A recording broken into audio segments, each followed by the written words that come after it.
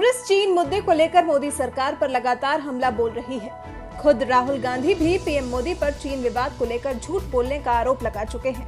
अर्थव्यवस्था से लेकर चीन सीमा विवाद, बेरोजगारी जैसे मुद्दों पर मोदी सरकार के खिलाफ लगातार बयानबाजी कर रही कांग्रेस की अब दुश्मन देश चीन में तारीफ होने लगी है।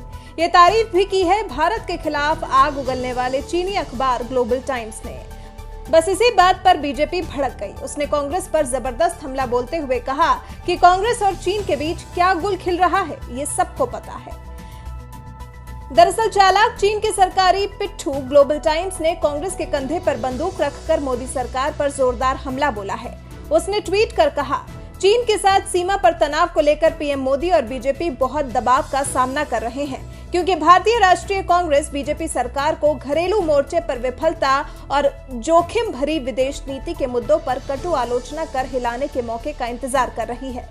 कांग्रेस के लिए चीनी मीडिया ग्लोबल टाइम्स से मिली यही बिन मांगी तारीफ भारी पड़ने लगी है, क्योंकि बीजेपी ने इसी के बहाने कांग्रेस पर जोरदार हमला बोला है। आप सभी ने देखा होगा कि China state affiliated media global times ने थोड़ी देर पहले एक महत्वपूर्ण ट्वीट किया है। उस ट्वीट की प्रति मैं लेके आया हूं और मैं आपके समक्ष उस ट्वीट को पढ़ रहा हूं। I quote, PM Narendra Modi and the BJP face huge pressure amid border tensions with China as the Indian National Congress is waiting for a chance to shake the BJP's rule by heavily criticizing failed domestic governance and risky foreign policy. आज क्योंकि देखिए, आप जानते हैं China में एक ही party है और उसी की सरकार है और उसी की मीडिया है। एक तरह से आज चाइनीज सरकार ने स्पष्टतः कहा है कि भारतवर्ष में नरेंद्र मोदी जी की सरकार को झकझोरने के लिए इंडियन नेशनल कांग्रेस अर्थात कांग्रेस पार्टी पूरी तरह से तैयार है और वो झकझोरने का प्रक्रिया कांग्रेस पार्टी चालू रखी है। इस ट्वीट को अगर प्रथम दृष्टिया कोई पढ़ेगा तो ऐसा लगेगा मानो एक फ्रस्ट्रेटेड राष्ट्र, एक फ्रस्ट्रेटेड कंट्री जो कहीं ना कहीं भारत के शौर्य के कारण आज उसके पीएलए के हैवान एलएसी को क्रॉस नहीं कर पा रहे हैं, वो कहीं ना कहीं अपनी खींच निकालने की कोशिश कर रही है। और यह कोशिश कर रही है कि देखो, मैं अकेला नहीं हूं, मैं तो बाहर से, हमारे जवान तो बाहर से काम कर रहे हैं, किंतु हिंदुस्तान के अंदर और घर के अंदर भी ऐसी एक पॉलिटिकल पार्टी है जो हमारे एजेंडे को चला रही है, और उस पॉलिटिकल पार्टी का नाम है इंडियन नेशनल कांग्रेस। मतलब चाइना बाहर से अटैक करने की कोशिश, जिसको कि हम थॉट कर रहे हैं, जिसको कि हम नाकाम कर दे रहे हैं, और घर के अंदर हिंदुस्तान के सरकार को झकझोरने, जिसको अंग्रेजी में कोट अनकोट उन्होंने शेकिंग कहा है, सरकार को हिलाने और गिराने की कोशिश चीन के साथी इंडियन नेशनल कांग्रेस कर रही है। बीजेपी नेता संबित पात्रा ने कांग्रेस पर तंज मारते हुए कहा, जिस तरह से इश्क और मुश्क छिपाने से नहीं छिपते, उसी तरह से आज कांग्रेस और चीन के बीच खिल रहा गुल सबको पता है। बंधुगण, ये ट्वीट कोई मामूली ट्वीट नहीं है, ये बहुत कुछ कहता है। ये कहता है कि इश्क और मुश्क कभी छुपाए नहीं छुपते। आप देखिए, जब इश्क होता है तो आंखों ही आंखों में बात होती है और पूरी दुनिया को मालूम पड़ जाता है कि इश्क हुआ है। और जब मुश्क अर्थात खुशबू और सुगंध फैलती है तो केवल फूल तक ही वो सुगंध नहीं रहता है, पूरा विश्व जान जाता है कि कहां ये गुल खिला है। तो आज ये जो गुल खिला है चाइना और कांग्रेस पार्टी के बीच, ये जो इश्क हुआ है, इस इश्क और मुश्क को छुपाए भी कोई छुपा नहीं सकता है। कांग्रेस पर ताबड़तोड़ हमले बोल रहे संबित पात्रा ने पूछा कि ऐसा क्यों है कि चाहे पाकिस्तान हो, चीन हो या कुछ आतंकवादी हो, ये सब लोग कांग्रेस को पसंद करते हैं। बंधुगण, इसमें मैं आपको याद दिलाना चाहूंगा, ऐसा क्यों है कि चाहे पाकिस्तान हो, चाहे चीन हो, चाहे कुछ आतंकवादी भी हो, मैं उनका नाम भी सबका लूंगा अभी बराबर से, ये सारे लोग कांग्रेस को पसंद करते हैं। इन सबकी प्रीति कांग्रेस के प्रति है। ऐसा क्यों है? आप याद करिए, अनुच्छेद 370 आर्टिकल 370 हटाने के पश्चात पाकिस्तान में हाहाकार मचा, हिंदुस्तान में खुशी थी, पाकिस्तान में हाहाकार मचा। राहुल गांधी अचानक बाहर निकलते हैं पार्लियामेंट से और कहते हैं कि हजारों हजार लोगों का कत्लेआम हो गया है। ये मेरे पास खबर है, वो एक फेक न्यूज थी, झूठ कहा उन्होंने। और आपको पता है उस झूठ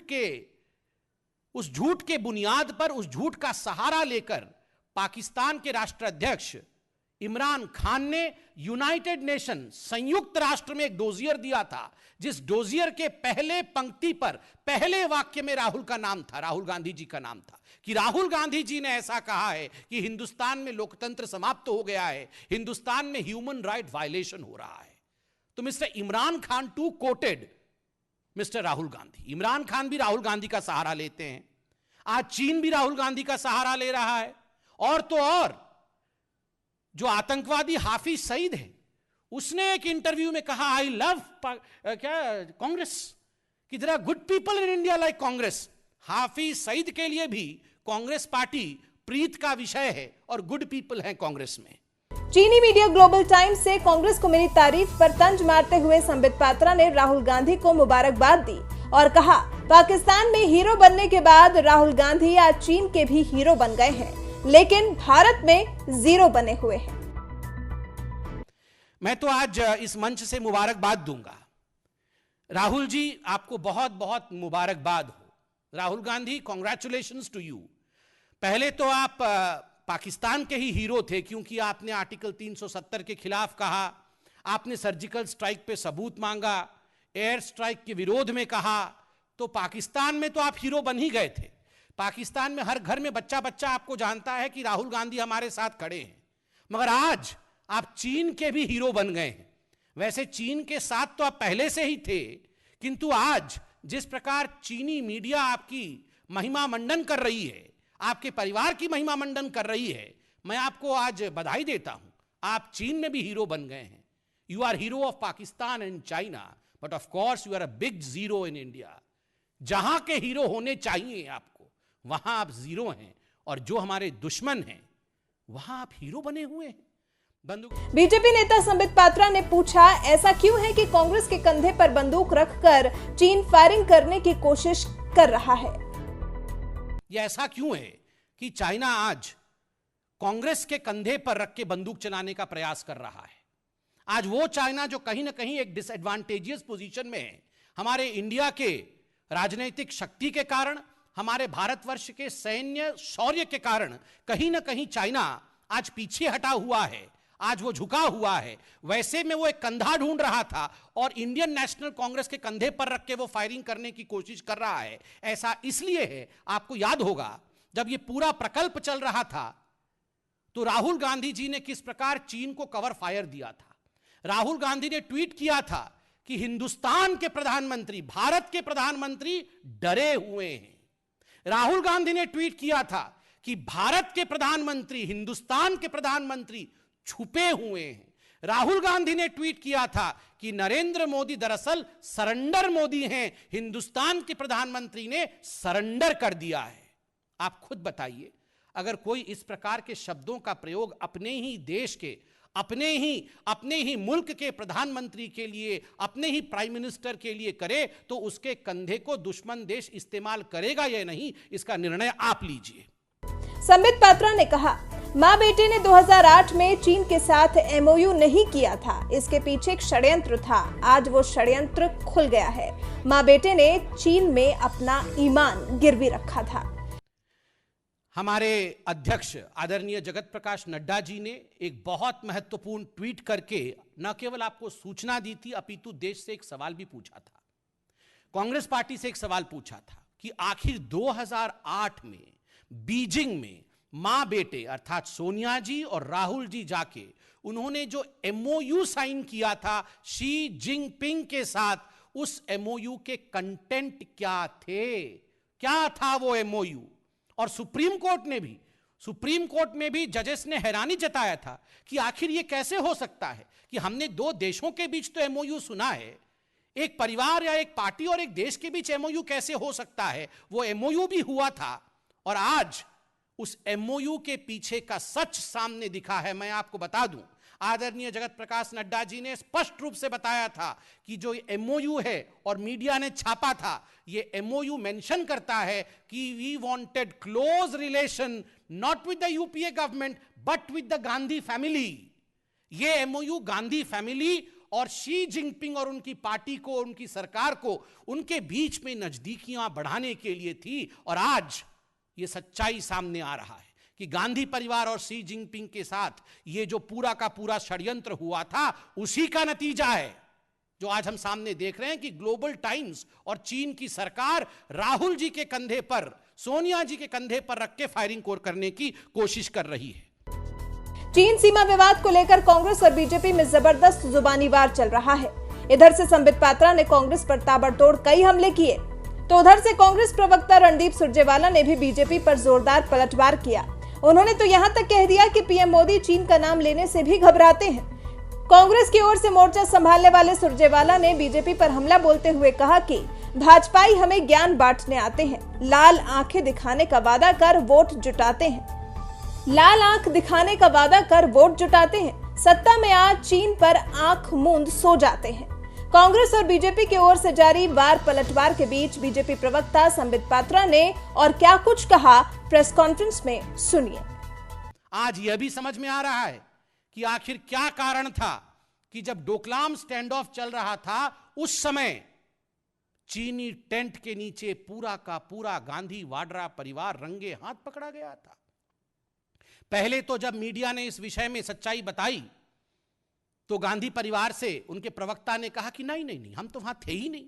बाद में आप लोगों ने फोटो दिखाया तो सारा हकीकत बयां हो गया कि पूरी की पूरी गांधी खानदान, वाड्रा खानदान ये टेंट के नीचे थे, चीनी टेंट के नीचे थे। आज समझ में आ रहा है ये चीनी टेंट के नीचे क्यों थे और आखिरकार चीन इस परिवार का इस्तेमाल इस प्रकार क्यों कर रही है। बंधुगण, वह दृश्य भी आपको याद होगा 3 जुलाई को जब हमारे देश के यशस्वी प्रधानमंत्री, जिन्होंने देश के बागडोर को किस प्रकार संभाला है कि चाहे पाकिस्तान हो चाहे चीन, उन सबको करारा जवाब मिल रहा है। जब वो लद्दाख के बॉर्डर पे गए थे, जब वहां जाके उन्होंने हिंदुस्तान के सीमा के पास, LAC के पास उन्होंने हमारे आर्मी को संबोधित किया था और उसके पश्चात हॉस्पिटल गए थे, बेस हॉस्पिटल में जाके जो हमारे हताहत हुए सैनिकों को देखा था, उनके हाल को जाना था, तब कांग्रेस पार्टी ने ट्वीट किया था कि ये तो झूठी तस्वीरें हैं, ये जो इंडिया के सेना के जवान यहां लेटे पड़े हैं किसी को चोट नहीं आया है, ये हॉस्पिटल का फोटो नहीं है, ये तो किसी ऑडिटोरियम का फोटो लगता है। तो आपको पता है उस दिन आर्मी को एक क्लैरिफिकेशन देना पड़ा कि कोविड का विषय चल रहा है, इसलिए चूंकि बाकी जगह कोविड के मरीज हैं, हमने सैनिकों को अलग से रिसेप्शन क्षेत्र में रखा हुआ है और ये हॉस्पिटल ही हैं और ये हमारे जवान हैं और ये हताहत हुए हैं। इस स्तर तक कांग्रेस पार्टी चली गई थी। हुसैन दलवाई उनके सांसद कहते हैं कि इंडिया के सैनिकों ने, जो 20 जवान जिनको शहादत मिला, उनको आज हम सल्यूट करते हैं, उन 20 जवानों ने एक भी PLA के हैवान को नहीं मारा, एक भी PLA के हैवान को नहीं मारा। यह हुसैन दलवाई और कांग्रेस पार्टी का स्टैंड था। आज सब कुछ समझ में आ रहा है कि आखिर भारत के शौर्य प्राप्त सेनाओं के खिलाफ और PLA के हैवानों के साथ ये कांग्रेस पार्टी क्यों खड़ी थी। आज सब समझ में आ रहा है जब ग्लोबल टाइम्स ने ये ट्वीट किया है। The Global Times and the Chinese government and Chinese media has today endorsed the Gandhi family, has endorsed the Congress party. ये जो नाता है, ये नाता क्या है, ये जो रिश्ता है, ये रिश्ता क्या कहलाता है। आज कभी कभी लोग कहते हैं कि शी जिनपिंग बोलो तो ऐसा भी सुनाई देता है कि सोनिया जिंग राहुल पिंग। कोई फर्क नहीं है, शी जिनपिंग बोलो तो सोनिया जिंग राहुल पिंग सुनाई देता है।